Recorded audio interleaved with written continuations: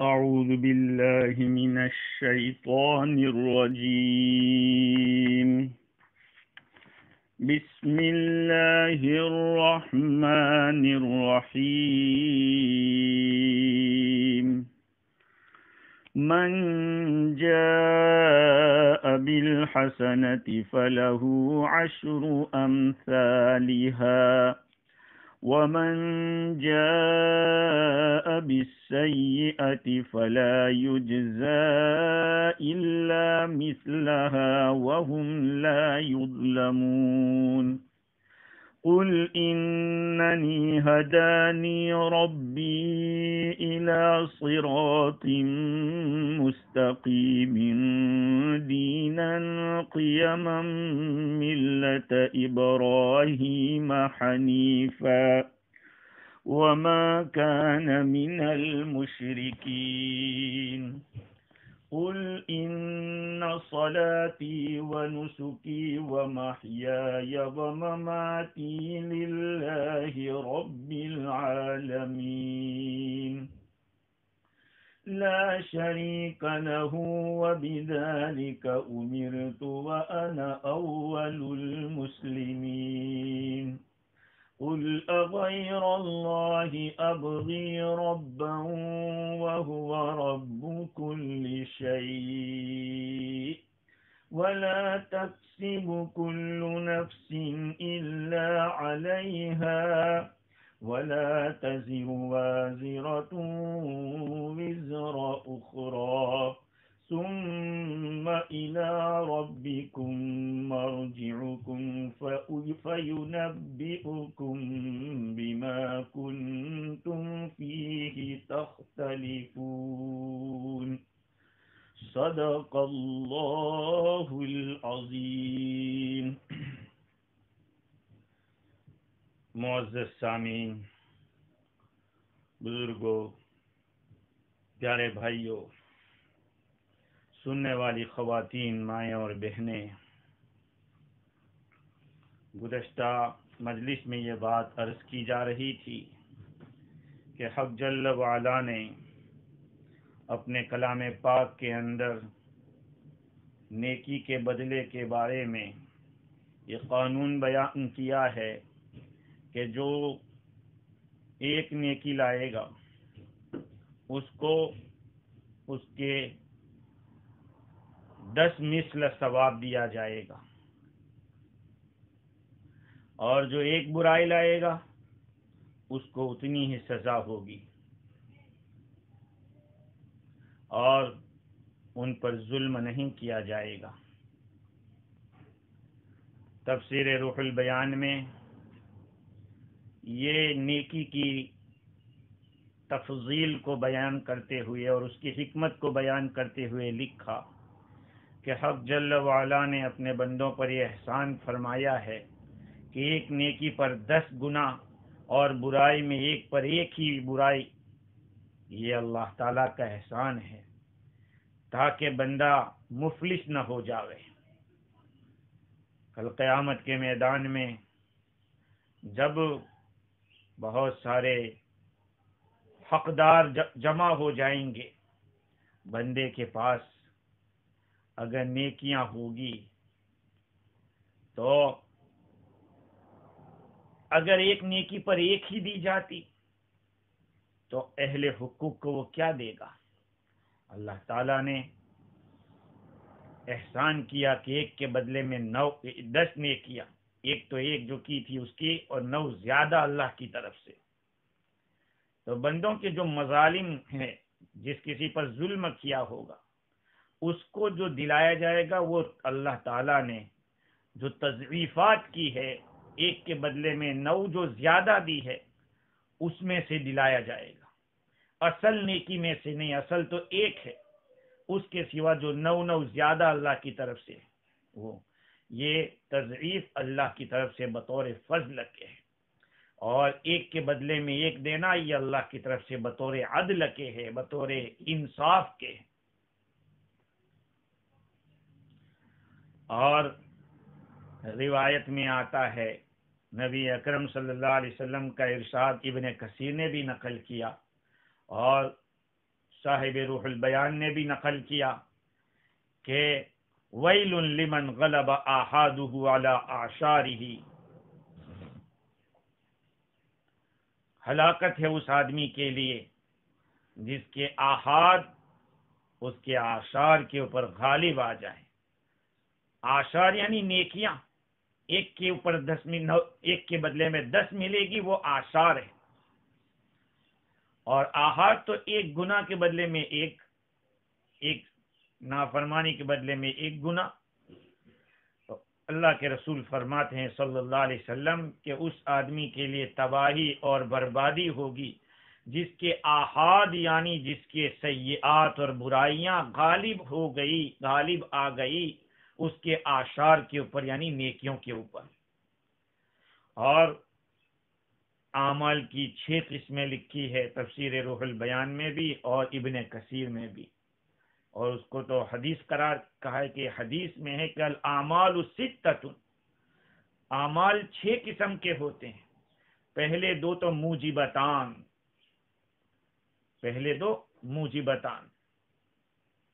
اور تیسرا کہ مثل بمثل، ایک کے بدلے میں ایک، وحسنۃ بحسنۃ، اور ایک نیکی کے بدلے میں، وحسنۃ بعشر، اور ایک نیکی 10 کے بدلے، ایک کے بدلے میں 10، وحسنۃ ب700، اور ایک نیکی ایسی جو 700 گنا دلائے گی۔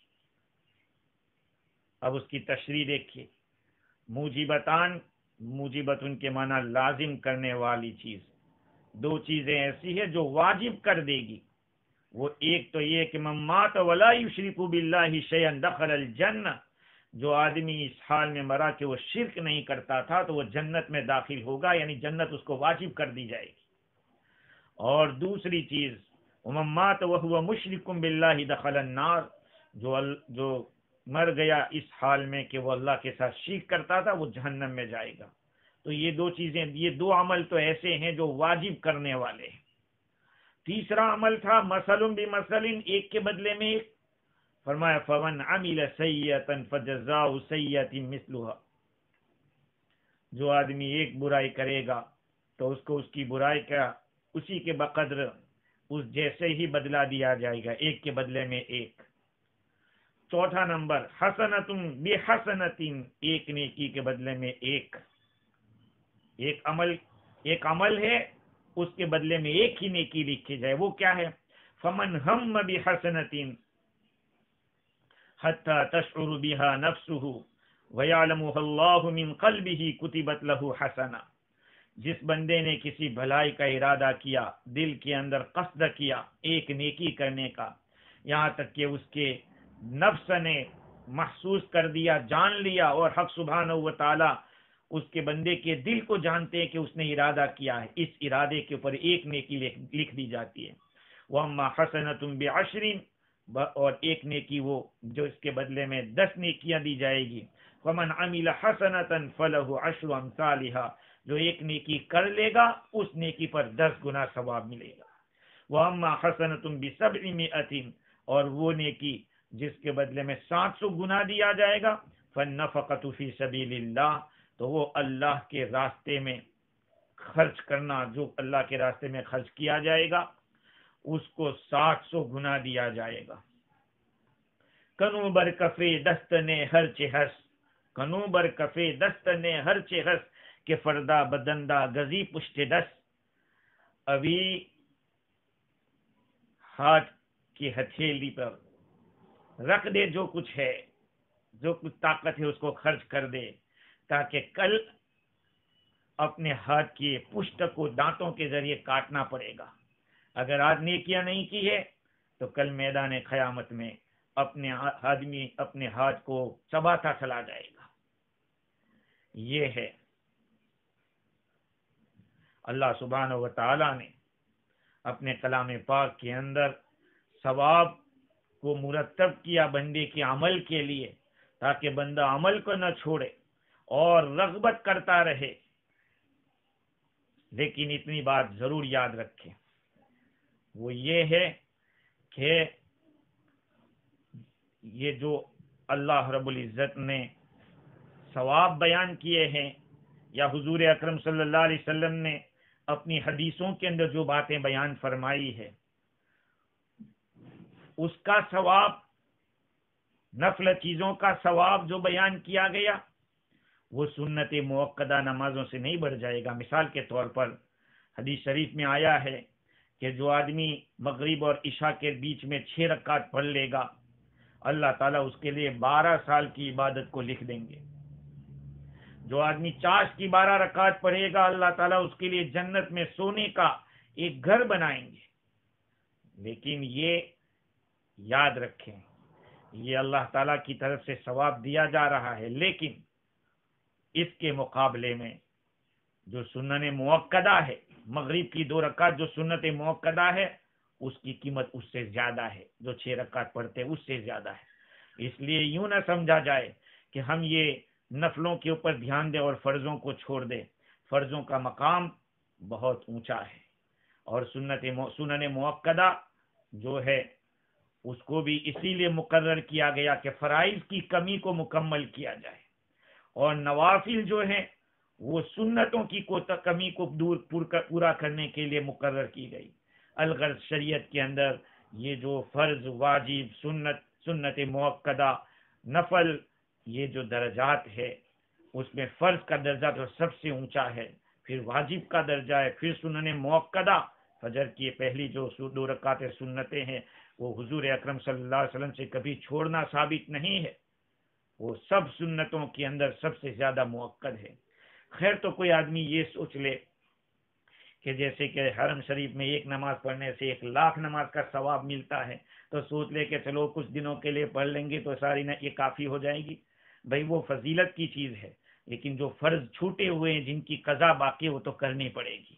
ہاں، اللہ تعالی ہم لوگوں کو اس کی قدر کی توفیق عطا فرمائے۔ آگے آج جو آیتیں پڑھی گئی ان میں پہلی آیت تو یہی تھی، من جاء بالحسنۃ فلہ عشر امثالها ومن جاء بالسیئۃ فلا یجزى الا مثلها وهم لا یظلمون۔ جو آدمی نیکی لائے گا اس کے لیے اس کے 10 گنا اجر دیا جائے گا، اور جو آدمی برائی لائے گا اس کو اتنی ہی سزا ہوگی، اور ان پر ظلم نہیں کیا جائے گا۔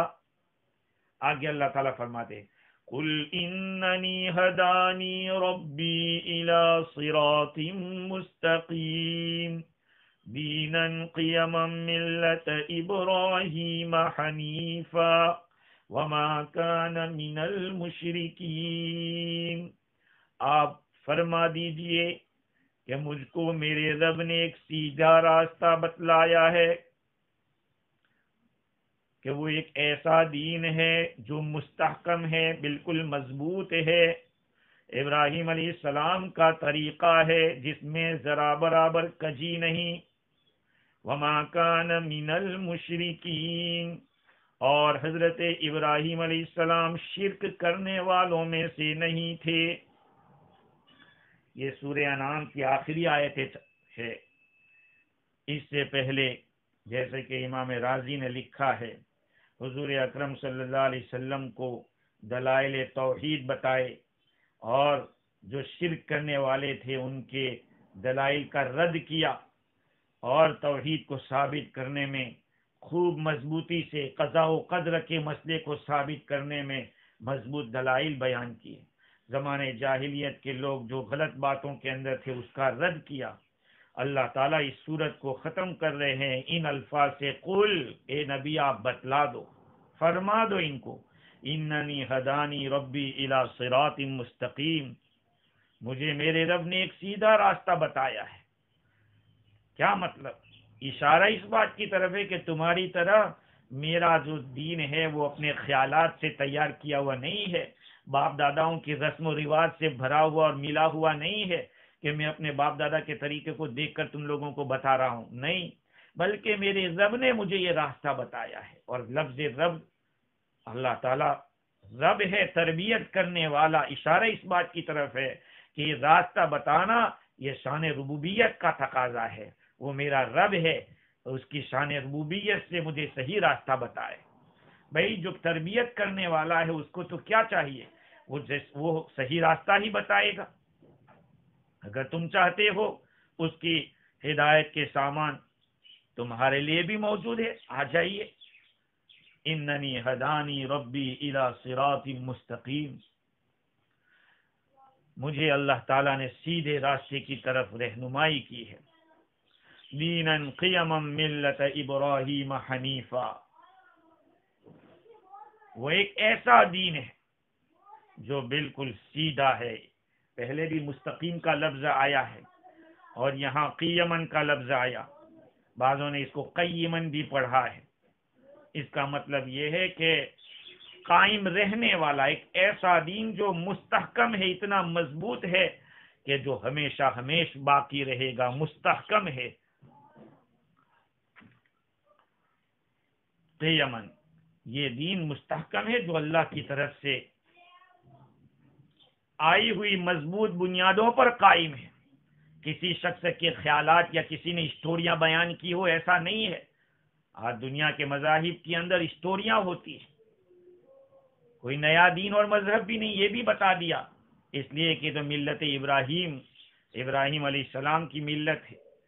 ہاں، لہذا کوئی یہ شک و شبہ نہ کرے کہ یہ نیا مذہب ہے، تو نئے مذہب کو کیسے مان لیں گے پرانے مذہب کو چھوڑ کر؟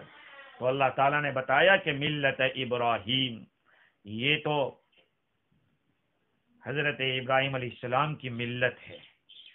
کسی کو یہ شبہ نہیں ہونا چاہیے کہ حضرت ابراہیم علیہ السلام کی ملت ہے تو پھر حضرت ابراہیم علیہ السلام کا مقام اونچا ہو گیا۔ حافظ ابن کثیر رحمۃ اللہ علیہ نے اس سوال کو اٹھایا اور جواب بھی دیا کہ اسے یہ ابراہیم علیہ السلام کی ملت کے ہونے سے یہ لازم نہیں آتا کہ حضرت ابراہیم علیہ السلام کا مقام حضور صلی اللہ علیہ وسلم سے زیادہ ہے، نہیں، بلکہ حضور صلی اللہ علیہ وسلم کو حکم دیا اللہ تعالیٰ نے کہ آپ ملت ابراہیم کا اتباع کیجئے، ابراہیم علیہ السلام کے طریقے کا اتباع کیجئے۔ جیسے کہ ثم اوحینا الیک ان اتبع ملت ابراہیم حنیفا، پھر ہم نے وحی بھیجی آپ کی طرف کہ آپ ابراہیم علیہ السلام کے طریقے کا اتباع کیجئے۔ ابراہیم علیہ السلام کا ملت کو آپ نے اس طرح سے اتباع کیا کہ اللہ تعالیٰ نے آپ کو وہ مقامات دیے جو کسی نبی کو نصیب نہیں ہوئے، اس طرح سے آپ نے مکمل کیا، اکمال کیا، یہاں تک کہ اس کمال کو کوئی نہیں پہنچ سکا۔ آپ کو خاتم النبیین بنایا، سید ولد آدم بنایا، آدم کی اولاد میں سب کے سردار حضور اکرم صلی اللہ علیہ وسلم علی الاطلاق ہے، کوئی استثناء نہیں۔ آدم علیہ السلام کی اولاد میں آپ سردار ہیں۔ مقام محمود کا جو مقام جس کو کہتے ہیں مقام محمود، اس کا مالک حضور اکرم صلی اللہ علیہ وسلم کو بنائیں گے۔ جس مقام کو حاصل کرنے کے لیے ساری مخلوق رغبت رکھتی تھی، حتیٰ کہ حضرت سیدنا ابراہیم علیہ السلام بھی، لیکن یہ مقام حضور کو ملے گا۔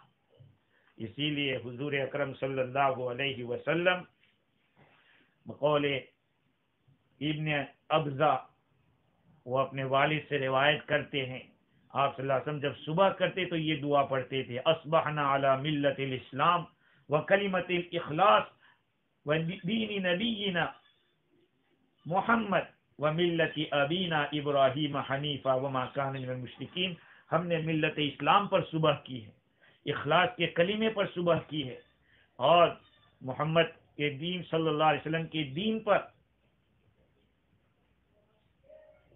صبح کی ہے، اور ابراہیم ہمارے والد ابراہیم علیہ السلام کی ملت کے اوپر صبح کی، اس حال میں کہ وہ بالکل سیدھے تھے، تمام ادیان باطلہ سے ہٹ کر تھے اور شرک کرنے والوں میں سے نہیں تھے، اور آپ کا جو لایا ہوا دین ہے وہ بالکل سیدھا سادہ اور تمام باطل طریقوں سے ہٹ کر ہے۔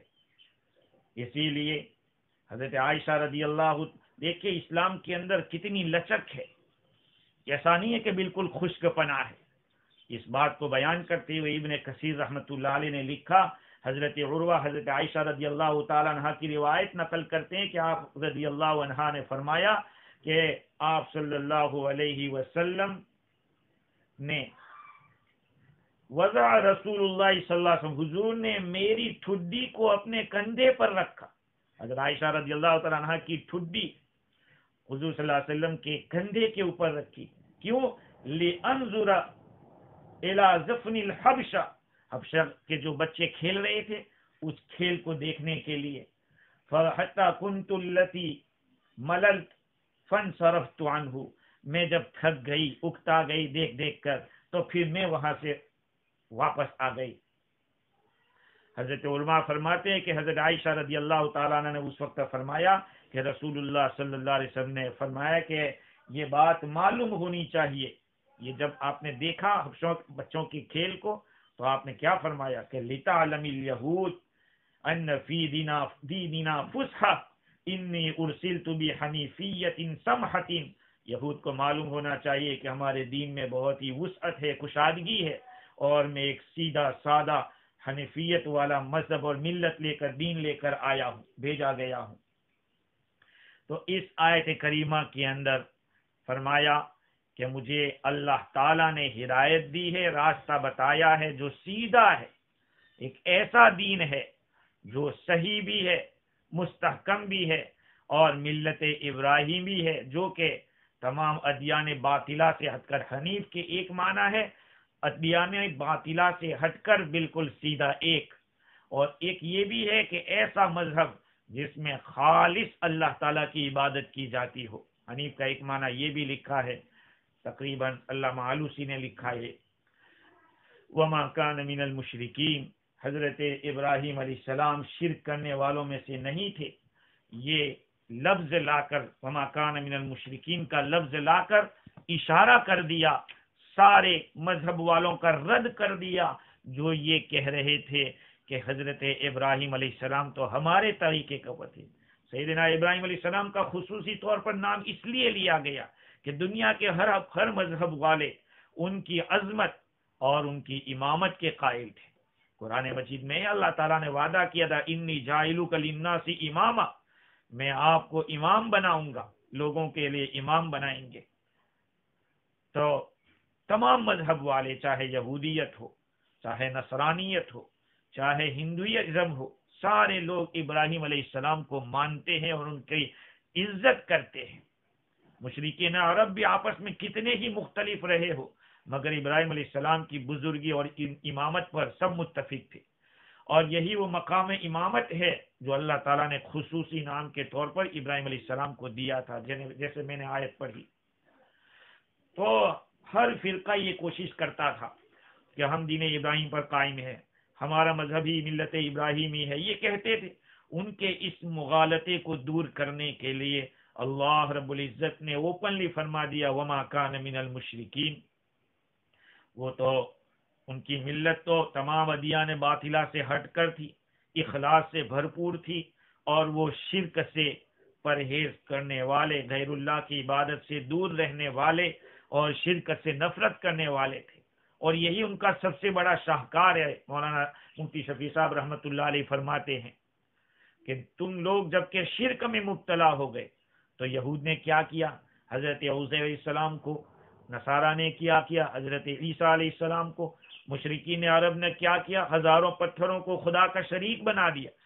تو پھر کس منہ سے یہ کہہ رہے ہیں کہ ہم ملت ابراہیمی کے پابند ہیں؟ اگر کسی کو حق ہے یہ کہنے کا کہ ہم ملت ابراہیمی پہ قائم ہے تو یہ مسلمانوں کو حق پہنچتا ہے، جس کے اندر نہ کفر ہے نہ شرک ہے، اور ہر چیز سے بیزاری کا حکم ہے، کفریات سے اور شرکیات سے۔ اس مذہب کے اندر بہت ہی یہ مسئلہ خاص طور پہ کفر شرک کا بڑا نازک ہے، اس کو اسلام میں برداشت نہیں کیا گیا ہے۔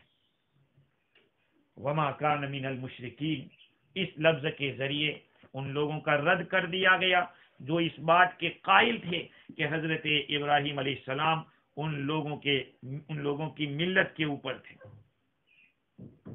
آگے اللہ فرماتے ہیں قل ان صلاتی ونسکی ومحیای ومماتی للہ رب العالمین. آپ فرما دیجئے، دیکھو ابھی بھی فرما دیجئے، اوپر کی آیت میں بھی قل کا لفظ تھا، یہاں دوبارہ قل کہا. آپ کہہ دیجئے ان کو. دو مرتبہ قل کا اعادہ کیوں کیا؟ علامہ آلوسی بغدادی رحمت اللہ علیہ فرماتے ہیں کہ خوب توجہ دلانے کے لیے. ایسے بات کہتے ہیں، کہیے، سنیے، بار بار آدمی کبھی بولتا ہے اس لیے کہ توجہ لینا ہے، لوگوں کی توجہ کرنا ہے. اللہ نے اپنے حبیب کو فرمایا کہ قل آپ کہہ دیجئے، فرما دیجئے ان کو. اور ایک وجہ یہ بھی ہو سکتی ہے جس کو علامہ آلوسی نے لکھا کہ پہلے قل کے اندر اصول کو اور بنیادی بات کو بتایا کہ یہ مجھے اللہ تعالیٰ نے صراط مستقیم کی ہدایت دی ہے، میرا دین ایسا ہے جس کی بنیادی اصول یہ ہے کہ ایک تو ابراہیم علیہ السلام کی ملت ہے، اس میں شرک نہیں ہے اور یہ بالکل سیدھا راستہ ہے. یہ سب باتیں بنیادی ہے. اب اس میں فروعات بیان کر رہے ہیں، جزئیات بیان کریں. قل ان صلاتی ونسکی ومحیای ومماتی للہ رب العالمین. اے نبی جی آپ فرما دو کہ میری نماز، میری قربانی، میری عبادت، میرا جینا اور میرا مرنا اللہ ہی کے لیے ہے جو کہ رب العالمین ہے. نماز سے کیا مراد ہے؟ ان صلاتی، میری نماز. اب بعض لوگوں نے الگ الگ قسم کی عید کی نماز بھی مراد لی ہے اور فرض نماز بھی ہو سکتی ہے. ساری نمازیں مراد لی جائے تب بھی کوئی پرابلم نہیں ہے، اس لیے وہ بھی تو اللہ ہی کے لیے ہے. لیکن بعض لوگوں نے وہ قربانی کا لفظ بعد میں آ رہا ہے، اس لیے جیسے کہ فصل لربک کا ونحر میں پہلے نماز ہے، اس سے عید کی نماز، اور بعد میں ونحر کے اندر قربانی کا، اسی طرح یہاں بھی ہو جائے گا ان صلاتی ونسکی، میری نماز اور میری قربانی. اس لیے بعضوں نے یہ کہا. لیکن علامہ آلوسی فرماتے ہیں کہ جن سے نماز مراد ہے کہ میری ساری نمازیں، میری نماز، ونسکی اور میری قربانی. یہ نسک کا جو لفظ ہے اس کے اندر علماء کرام نے چونکہ معنی کے اندر لچک ہے، معنی کے اندر گنجائش ہے، اس لیے کسی نے قربانی کہا، کسی نے کہا حج کے جتنے بھی افعال سب کو نسک کہا جاتا ہے، نسک. اور بعض مفسرین جیسے کہ زجاج ہیں، انہوں نے کہا کہ نسک سے مراد کل ما تقربت به الی اللہ تعالی، ہر وہ چیز جس کے ذریعے تم اللہ کا قرب حاصل کرو. اللہ کا قرب حاصل ہوتا ہے اللہ کی عبادت سے، لہذا ساری عبادتیں اس میں داخل ہیں. اور ابن العربی کے حوالے سے تفسیر کے اندر میں نے دیکھا، تقریباً راضی ہے یا کوئی اور مفسر فرماتے ہیں کہ النسک سبائک الفضہ، اس کے اندر تقریباً خرچ کرنے کا معنی ہے. تو ساری عبادتیں اس میں مراد ہو سکتی ہے. اور بعض حضرات نے اور بھی باتیں لکھی. مفتی شفیع صاحب رحمت اللہ علیہ فرماتے ہیں کہ ناسک کے معنی عبادت گزار، زاہد، عابد. ناسک کے معنی عابد. تو یہاں سارے معنی مراد لیے جا سکتے ہیں. مفسرین صحابہ کرام اور تابعین سے سب تفسیر منقول ہے، لیکن ایک خاص ایسا لفظ جس میں سب آ جاتے ہو، سب معنی آ سکتے ہو، وہ عبادت کا لفظ ہے. قل ان صلاتی ونسکی، یا فرما دیجئے کہ میری نمازیں، میری عبادتیں، ومحیای ومماتی، اور میری زندگی اور میری موت، للہ رب العالمین، یہ سب اللہ ہی کے لیے ہے. دیکھو سب سے پہلے نماز کا تذکرہ کیا. فروع اعمال کے اندر چونکہ اس آیت میں فروعات کا تذکرہ ہے، سب سے پہلے نماز کا تذکرہ کیا، کیونکہ تمام اعمال صالحہ کی روح اور دین کا ستون ہے. اس کے بعد عبادات اور اعمال کا اجمالی ذکر فرما دیا، اور پھر اس سے ترقی کر کے پوری زندگی کے اعمال اور احوال کا ذکر کیا، ومحیای، اور آخر میں موت کا، ان سب کا ذکر کر کے فرمائے کہ ہماری یہ سب چیزیں، صرف اللہ رب العالمین کے لیے ہے جس کا کوئی شریک نہیں ہے. یا بعض علماء فرماتے ہیں کہ یہ موت اور زندگی اسی نے پیدا کی ہے، جیسے کہ رازی نے لکھا ہے.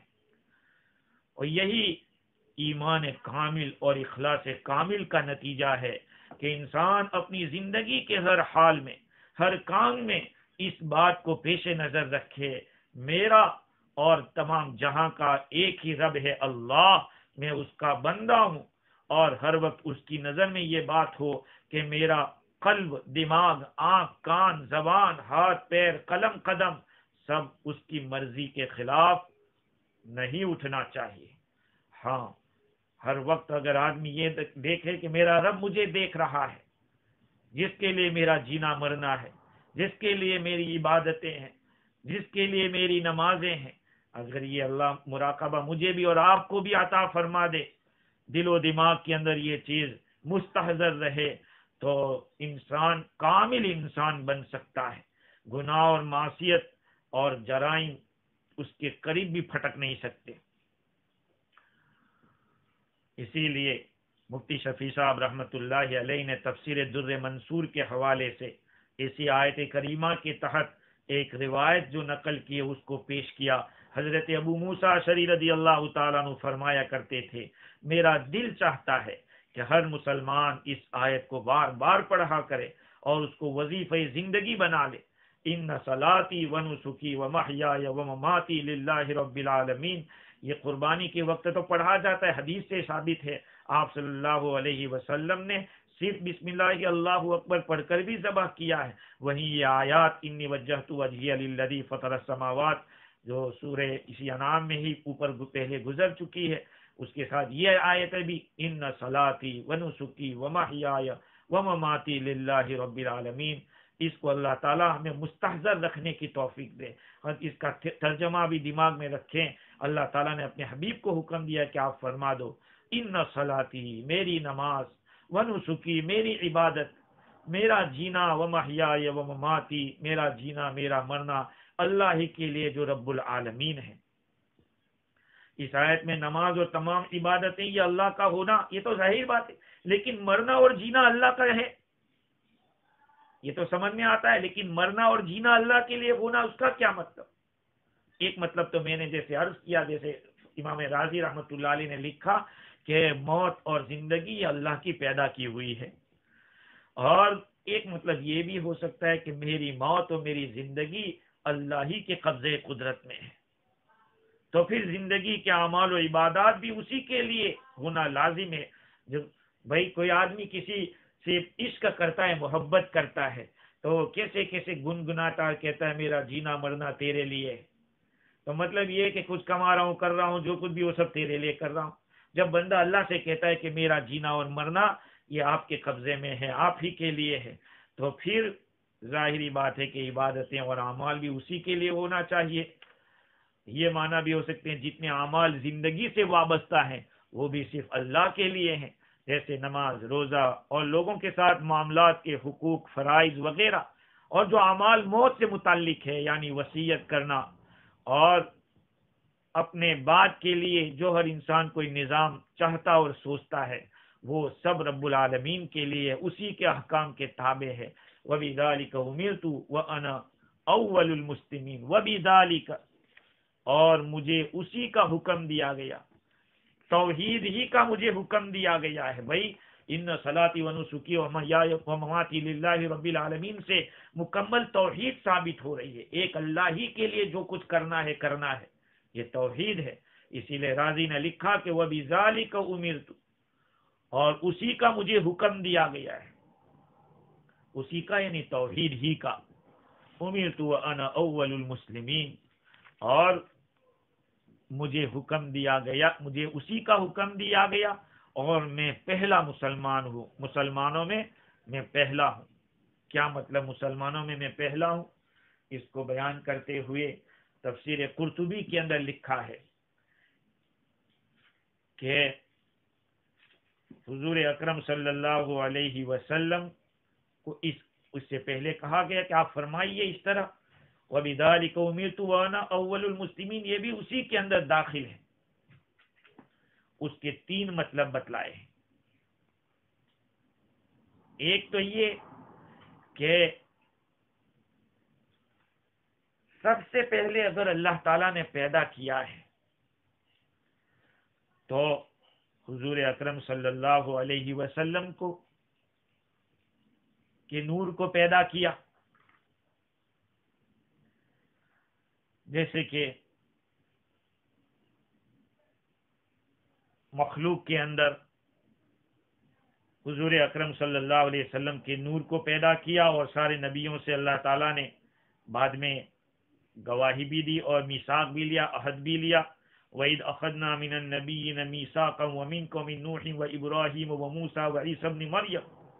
اور ایک حدیث ہے، حضور اکرم صلی اللہ علیہ وسلم فرماتے ہیں كُنْتُ أَوَّلَ الْأَنْبِيَاءِ فِي الْخَلْقِ وَآخِرَهُمْ فِي الْبَعْثِ، او کما قال صلی اللہ علیہ وسلم، میں پیدائش میں سب سے پہلا ہوں، نبیوں میں سب سے پہلے مجھے اللہ نے بنا دیا تھا، اور آخر میں ہوں بعث میں، یعنی نبوت میرے لیے لکھی جا چکی تھی، اور دنیا میں آنے کے اعتبار سے اور ظاہر ہونے کے اعتبار سے میری بعثت کا جو ظہور ہوا ہے سب سے آخر میں ہوا۔ اس لیے اول المسلمین فرما سکتے ہیں کہ جتنے بھی انسان دنیا میں آئے ان سب میں پہلے آپ صلی اللہ علیہ وسلم فرماتے کہ میں انبیاء میں سب سے پہلے ہوں پیدائش میں۔ ایک مطلب یہ ہے۔ دوسرا مطلب یہ ہے کہ معنی کے اعتبار سے تمام مخلوق میں اول ہے، اس طرح سے جیسے حدیث میں آیا نحن الآخرون الاولون یوم القیامہ ونحن اول من يدخل الجنہ، ہم آخر میں آنے والے ہیں لیکن قیامت کے دن اول آئیں گے، اور جنت میں داخل بھی پہلے ہم ہی ہوں گے، اس لحاظ سے اول المسلمین۔ اور تیسرا مطلب یہ ہے کہ اول المسلمین من اہل ملتی ہی، ہر نبی کی جو امت ہوتی ہے، ہر نبی کا جو نیشن ہوتا ہے، اس میں سب سے پہلے وہ نبی ہی مسلمان ہوتا ہے۔ پہلے جو ساری قوم کے اندر سب سے پہلے نمبر پر جو اس کا اسلام ہوگا وہ نبی کا کہلائے گا، اس لحاظ سے اول المسلمین کہا گیا ہے۔ یہ تینوں معنی علماء کرام نے مختلف جگہوں کے اوپر، جیسے کہ ابن کثیر نے بھی لکھا کہ حضرت قتادہ فرماتے کہ اول المسلمین من هذه الامہ، اس امت کا سب سے پہلے میں مسلمان، اور جتنے بھی انبیاء کرام آئے سب سے آپ سے پہلے ان سب کی دعوت اسلام کی طرف تھی۔ تو یہ اول المسلمین کا یہ مطلب ہے۔ قربانی کے وقت یہ اس کا خیال کرنا چاہیے کہ ہمیں اول المسلمین نہیں بولنا ہے، وَأَنَا مِنَ الْمُسْلِمِينَ بولنا ہے۔ حضور اکرم صلی اللہ علیہ وسلم سے بعض روایات میں وَأَنَا مِنَ الْمُسْلِمِينَ بھی ثابت ہے، قرآن کی آیت میں تو یہی ہے۔ اول المسلمین کا مطلب یہ ہے کہ اللہ تعالیٰ نے جن باتوں کا حکم دیا اس کو پورا کرنے کے اندر سب سے پہلے منقاد اور مطیع بننے والا میں ہوں، اللہ تعالیٰ کی قضاء اور قدر کے سامنے سر تسلیم کرنے والا پہلے میں ہوں، یا یہ کہ اپنی امت کے جو مسلمان ان میں سب سے پہلے میں ہوں۔ یہ مختلف معانی علماء کرام نے بیان کیے ہیں۔ لا شریک لہ وبذالک امرت وانا اول المسلمین، لا شریک لہ، اللہ کا کوئی شریک نہیں ہے۔ کس میں؟ میری عبادت میں، میں اللہ کی عبادت کرتا ہوں، اس میں اللہ کا کوئی شریک نہیں، میں صرف اسی کی عبادت کروں گا۔ یا عبادت میں، زندگی دینے میں، موت دینے میں اللہ کا کوئی شریک نہیں ہے۔ قل اغیر اللہ ابغی ربا وهو رب كل شيء ولا تكسب كل نفس الا عليها ولا تزر وازرة وزر اخرى ثم الى ربكم مرجعكم فينبئكم بما كنتم فيه تختلفون۔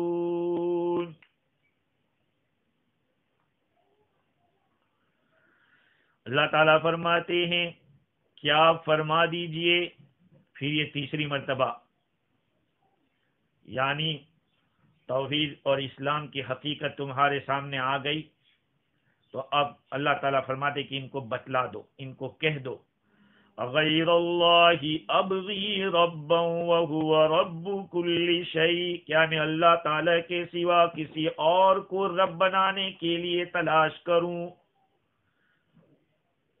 حالانکہ وہ میرا مالک ہے، وہ ہر چیز کا رب ہے، وہ ہر چیز کا رب ہے، وہو رب کل شیء، ہر چیز کا وہ مالک ہے۔ ولا تکسب کل نفس الا علیہا، اور ہر نفس جو کچھ بھی کرتا ہے وہ اسی پر رہتا ہے، کوئی نفس کچھ کرتا نہیں مگر اس کے خلاف، کوئی نفس ہر نفس جو کچھ بھی گناہ کرتا ہے وہ اس کے اوپر رہتا ہے۔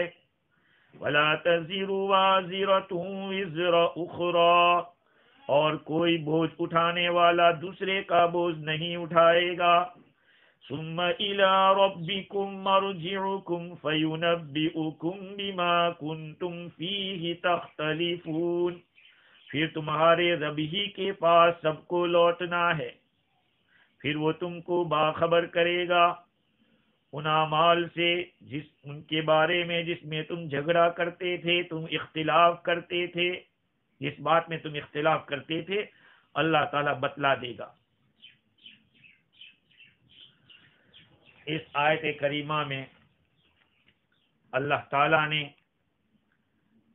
ایک دوسرے انداز میں ان لوگوں کو جواب دیا ہے، اور اس میں بھی تیسری مرتبہ کل کا لفظ استعمال کیا گیا، اور ایک اہم بات کو بتلانا ہے۔ مشرکین مکہ میں ولید ابن مغیرہ اور کچھ اس خیال کے لوگ تھے جنہوں نے غلط دعویٰ کیا تھا، ان کا جواب دیا ہے۔ وہ لوگ رسول اللہ صلی اللہ علیہ وسلم سے اور عام مسلمانوں سے کہا کرتے تھے کہ تم لوگ ہمارے دین میں واپس آ جاؤ تو تمہارے سارے گناہ کا بوجھ ہم اٹھا لیں گے، تمہارا جو کچھ بھی گناہ ہے وہ سب ہمارے سر پہ آ جائے گا، ہم اس کو اٹھا لیتے ہیں۔ قرآن مجید میں اللہ رب العزت نے ایک اور جگہ کے اوپر اس بات کو بیان کیا ہے، وَلْنَحْمِلْ خَطَايَاكُمْ، اس کا جواب دیا۔ جواب یہ دیا، پہلے تو یہ حکم دیا اللہ کے نبی کو کہ آپ فرماؤ اغیر اللہ ابغی ربا وہو رب کل شیء، یہ نہیں کہا کہ میں دوسرے کی عبادت کروں، بلکہ ایک خاص انداز میں بیان کیا۔ علامہ آلوسی فرماتے ہیں کہ یہ بہت ہی بلیغ لفظ ہے، عربی کے لحاظ سے بہت اونچے پائے کی بات ہے کہ میں اللہ کے سوا کسی دوسرے کو تلاش کروں بطور رب کے۔ اس کو یوں بھی کہہ سکتے تھے کہ کیا میں اللہ کو چھوڑ کر دوسرے کی عبادت کروں، لیکن اس میں شرک کا اظہار نہیں ہو سکتا، یہاں شرک کو بیان کرنا ہے اور شرک کی نفی کرنا ہے، اس لیے یہ انداز اختیار کیا۔ مقصد یہ ہے کہ کیا اللہ کے سوا کسی رب کو میں تلاش کروں؟ ارے تلاش کیسے کروں گا؟ کوئی ہے کہ اس کو تلاش کیا جائے؟ ہے ہی نہیں۔ یہ تلاش کرنا ہی شرک ہے، کیونکہ خدا کے سوا کوئی ہے ہی نہیں، اللہ کے سوا کوئی ہے ہی نہیں، تو اس کے لیے عبادت کا لفظ نہیں لائے، ڈھونڈنے کا لفظ لائے کہ کیا میں دوسرے کو تلاش کروں اور پھر اس کو شریک کر دوں۔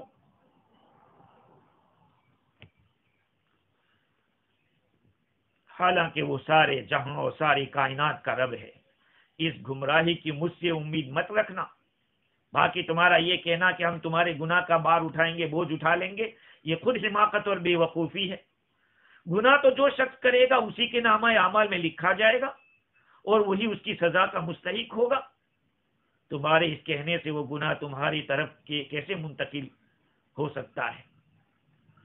اگر یہ خیال ہو کہ حساب اور نامہ اعمال میں تو انہی کے رہے گا، لیکن میدان حشر میں اس پر جو سزا مرتب ہوگی وہ سزا ہم بھگت لیں گے، تو اس کا بھی جواب دے دیا اللہ نے۔ بھئی فرشتے تو جو کرتا ہے اسی کو لکھ رہے ہیں۔ اب وہ بات ہو سکتی تھی کہ قیامت کے میدان میں جہنم میں جانا پڑے تو ہم تمہاری جگہ چلے جائیں گے، تمہاری سزا ہم بھگت لیں گے؟ اس کا جواب اللہ نے دیا، وَلَا تَزِرُ وَازِرَةٌ وِزْرَ أُخْرَى، قیامت کے روز کوئی شخص کسی دوسرے کا بار گناہ نہیں اٹھائے گا۔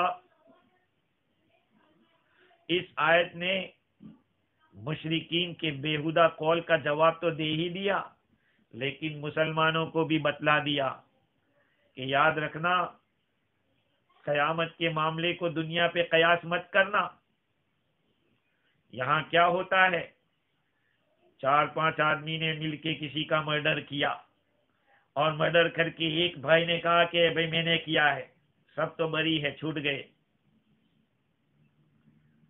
یہاں تو ہو جاتا ہے ایسا، لیکن اللہ کی عدالت میں اس کی کوئی گنجائش نہیں۔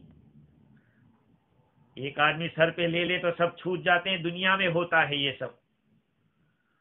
یا کسی غریب آدمی کو بیچارے کو کھڑا کر دیا اور اسی کے اوپر کچھ لوگوں کو گواہ بنا دیا اور کھڑے کر دیے، الٹے گواہ جنہوں نے کہہ دیا کہ یہی مجرم تھا، دنیا میں تو چل جاتا ہے۔ لیکن آخرت کے اندر جب خدا تعالیٰ کی اللہ کی عدالت قائم ہوگی، وہاں ایک کا گناہ دوسرے کے سر پہ ہرگز نہیں لیا جائے گا، اور ایک کے بدلے میں دوسرے کو پکڑا نہیں جائے گا۔ اسی آیت کریمہ سے دلیل پکڑ کر حضور اکرم صلی اللہ علیہ وسلم نے ارشاد فرمایا کہ ولد الزنا پر والدین کے جرم کا کوئی اثر نہیں ہوگا۔ ولد الزنا، عورت نے اجنبی آدمی سے بغیر نکاح کے منہ کالا کیا اور بچہ پیدا ہوا، تو بچے کا کیا قصور ہے؟ اسی لیے تو صحابہ کرام سے ثابت ہے کہ ایک عورت کا زنا ثابت ہو گیا، اس کو سنسار کی سزا سنائی گئی۔ حضرت علی رضی اللہ عنہ منع کیا کہ نہیں، پیٹ میں بچہ ہے، اس بچے کا حمل ہو جائے، نکل جائے، پیدا ہو جاوے، یہاں تک کہ وہ کھاتے ہو جائے، کیونکہ پیدا ہوتے ہی اگر کر دیں گے سنسار تو پھر بچے کا کیا ہوگا؟ ہاں، دین ہے، یہ اسلام ہے، اسلام میں ہر چیز کی رعایت رکھی گئی ہے، یہ کوئی الگ تب مذہب نہیں ہے۔ الحمدللہ ثم الحمدللہ، اس دین کے اندر ہر چیز کا ایک معقول اور انصاف والا سولوشن ہے۔ اب یہاں پہ ایک سوال ہوتا ہے کہ جب ایک کا گناہ دوسرا نہیں اٹھائے گا، تو پھر روایت میں ایک میت کا جنازہ تھا، حضرت عبداللہ ابن عمر رضی اللہ عنہ نے کسی کو روتے ہوئے دیکھا تو فرمایا کہ زندوں کے رونے سے مردے کو عذاب ہوتا ہے، زندوں کے رونے سے مردوں کو عذاب ہوتا ہے۔ ابن ابی ملیکہ کہتے ہیں، میں نے یہ قول حضرت عائشہ رضی اللہ تعالی عنہ کے سامنے نقل کیا، انہوں نے فرمایا کہ تم ایک ایسے شخص کا یہ قول نقل کر رہے ہو جو نہ کبھی جھوٹ بولتا ہے اور نہ اس کی ثقافت میں کوئی، یعنی ان کے ثقہ ہونے کے اندر کوئی شبہ کیا جا سکتا ہے، مگر کبھی سننے میں غلطی بھی ہو جاتی ہے۔ اس معاملے میں قرآن تو ناطق ہے، قرآن فیصلہ سنا رہا ہے، وَلَا تَزِرُ وَازِرَةٌ وِزْرَ أُخْرَىٰ، ایک کا گناہ دوسرے پر نہیں پڑ سکتا، تو کسی زندہ آدمی کے رونے سے مردہ بے قصور کس طرح عذاب میں ہو سکتا ہے؟ اب یہ سوال ہے، اس لیے بعض کتابوں میں نے پڑھا ہے کہ یہ بات یاد رکھیں، مرنے والا، اس کے گھر والے، مرنے والا خود اور گھر والے بدعت کے اندر مبتلا تھے، اور اس نے کہا تھا کہ میرے مرنے کے بعد ٹھنڈا ٹھنڈا مت رکھنا، ذرا محفل گرمانا، رونے کی پیٹنے کی، تو مردے کو عذاب ہوگا، یا یہ کہ وہ راضی تھا اس سے، اس پہ اس کو عذاب ہوگا، اس کو پتا تھا کہ میرے مرنے کے بعد ایسا ہونے والا ہے، پھر بھی اس نے وصیت نہیں کی۔ یہ سب باتیں ایسی ہے کہ اس کے اوپر عذاب ہوگا۔ ہاں، اگر وہ راضی نہیں تھا، اس نے نہ کہا تھا، پھر بھی اس کے بعد والے ورثہ اس طرح کر رہے ہیں، آج کیا ہو رہا ہے؟ یہی تو ہو رہا ہے، تیجا 40واں اور پتہ نہیں کیا کیا رسمیں جو کچھ ہو رہی ہے۔ ہر آدمی کو اپنے اولاد کو اور رشتہ داروں کو وصیت کرنا چاہیے کہ یہ جتنی بھی بدعات اور خرافات ہے، رسم و رواج ہے، اس کو میرے بعد نہ کیا جائے۔ میں اس سے راضی نہیں ہوں، بلکہ ہر آدمی کو ایسی محفل سے دور رہنا چاہیے، پڑھنا ہے تو پڑھ کے بخش دیا کرو۔ وَلَا تَزِرُ وَازِرَةٌ وِزْرَ أُخْرَى، تو قرآن کی آیت تو یہی کہہ رہے کہ کسی دوسرے کے گناہ کا بوجھ کوئی دوسرا نہیں اٹھائے گا۔ تو اب یہاں پر بھی وہی بات ہے کہ کوئی آدمی ایسے ہی رو رہا ہے اپنے طور پر، میت سے کوئی سروکار نہیں، وہ راضی بھی نہیں تھا، تو ظاہری بات ہے اس کی وجہ سے اس کو عذاب نہیں ہوگا۔ اور دوسری بات یہ بھی یاد رکھنے کی ہے کہ صرف رونا، آنکھوں سے آنسو بہہ جائے، کوئی بات نہیں، یہ تو دل کی نرمی ہے۔ حضور اکرم صلی اللہ علیہ وسلم کے صاحبزادے حضرت ابراہیم رضی اللہ عنہ کا جب وصال ہوا، آپ کی آنکھوں سے بھی آنسو نکلے تھے۔ صحابہ نے پوچھا کہ حضور آپ بھی رو رہے ہیں؟ آپ نے فرمایا یہ دل کی نرمی ہے۔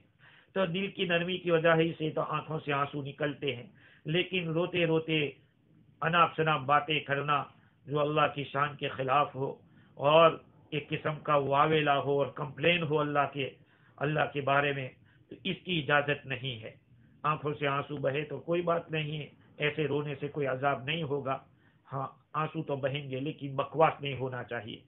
ثم الى ربکم مرجعکم فینبئکم بما کنتم فیہ تختلفون، پھر تمہارا لوٹنا اسی کی طرف ہے، پھر وہ تمہیں باخبر کرے گا اس بات کے بارے میں جس میں تم اختلاف کرتے تھے، جس کے بارے میں تم جگرتے تھے۔ مزید گفتگو انشاءاللہ آئندہ کل کریں، اگلی مجلس میں کریں گے۔ اللہ تعالیٰ مجھے اور آپ کو دین کی بصیرت عطا فرمائے، صحیح سمجھ عطا فرماوے اور عمل کرنے والا بناوے۔ وآخر دعوانا الحمد للہ رب العالمین۔